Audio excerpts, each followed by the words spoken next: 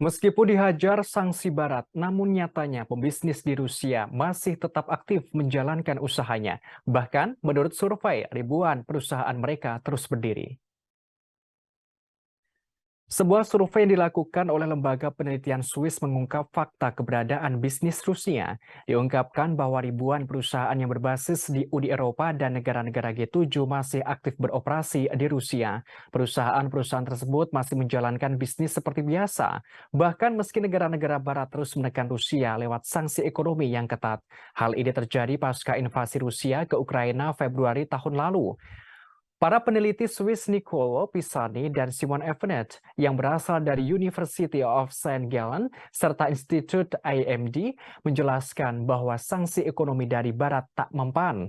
Bahkan disebutkan sanksi itu tidak terlalu masif memukul perusahaan-perusahaan besar dari Rusia. Dari 1.404 perusahaan Uni Eropa dan 2.405 anak perusahaan G7, lembaga survei itu mencatatkan bahwa hanya ada 8,5% atau sekitar 120 perusahaan yang memberlakukan aturan untuk hengkang dari Rusia. Hal ini selama sanksi diterapkan tepatnya mulai Maret tahun lalu. Kondisi serupa juga terjadi pada perusahaan asal Jepang yang berbasis di Moskow. Dalam beberapa bulan terakhir tercatat hanya ada 15% perusahaan yang melakukan divestasi dari Rusia. Sementara anak perusahaan Jerman yang meninggalkan Rusia hanya 19,5%. Sementara sebanyak 12,4% lainnya berasal dari perusahaan Amerika Serikat.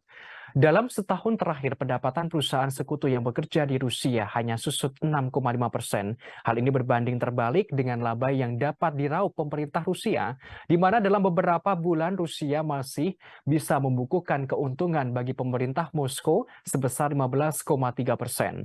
Hal ini mematahkan narasi Barat yang selama ini menggembar-gemborkan adanya berita terkait eksodus besar-besaran perusahaan Barat yang meninggalkan pasar Rusia. Diketahui sebagian besar perusahaan yang memilih untuk mundur dari Rusia merupakan perusahaan yang memiliki profit yang lebih rendah dibandingkan tenaga kerja.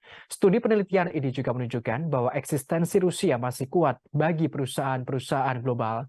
Hal tersebut membuat sanksi ekonomi dan politik sulit memisahkan perusahaan Barat untuk hengkang dari Rusia meski diselimuti pengetatan sanksi. Sebelumnya, Dewan Eropa secara mengejutkan mengakui kesulitan menjatuhkan sanksi ke Rusia. Padahal sebelumnya Uni Eropa terus memberikan sanksi bertubi-tubi ke Rusia. Hal ini disampaikan oleh Presiden Dewan Eropa Charles Michel. Ia mengaku kesulitan menerapkan sanksi ke Rusia daripada sebelumnya. Diakuinya, keluhan itu dibahas setiap diskusi tentang sanksi terhadap Federasi Rusia belakangan ini.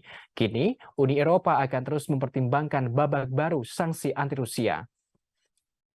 Sementara itu, Presiden Rusia Vladimir Putin mengungkapkan ekonomi negaranya masih stabil, aman, dan terkendali.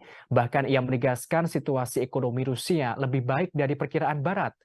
Kepala negara Rusia dengan tenang membeberkan ekonomi Rusia yang masih baik. Ia mengklaim semua indikator ekonomi utama menunjukkan stabilitas yang berkelanjutan. Diungkapkan salah satu indikatornya adalah tingkat pengangguran. Presiden Putin menjelaskan pengangguran di Rusia berada di titik terendah sepanjang sejarah.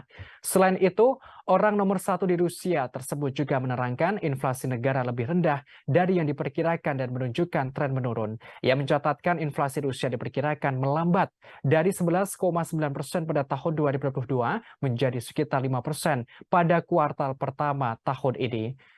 Putin juga membeberkan produksi industri, pertanian, dan konstruksi.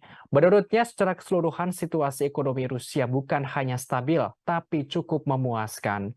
Sebelumnya, inflasi tahunan di Rusia pada tahun 2022 muncul lebih rendah dari perkiraan sebelumnya. Baik Bank Sentral maupun Kementerian Pembangunan Ekonomi Negara itu memperkirakan indikator melampaui angka 12%. Harga konsumen melonjak pada paruh pertama tahun ini. Hal tersebut setelah dimulainya krisis Ukraina dan diikuti sanksi anti-Rusia oleh Barat.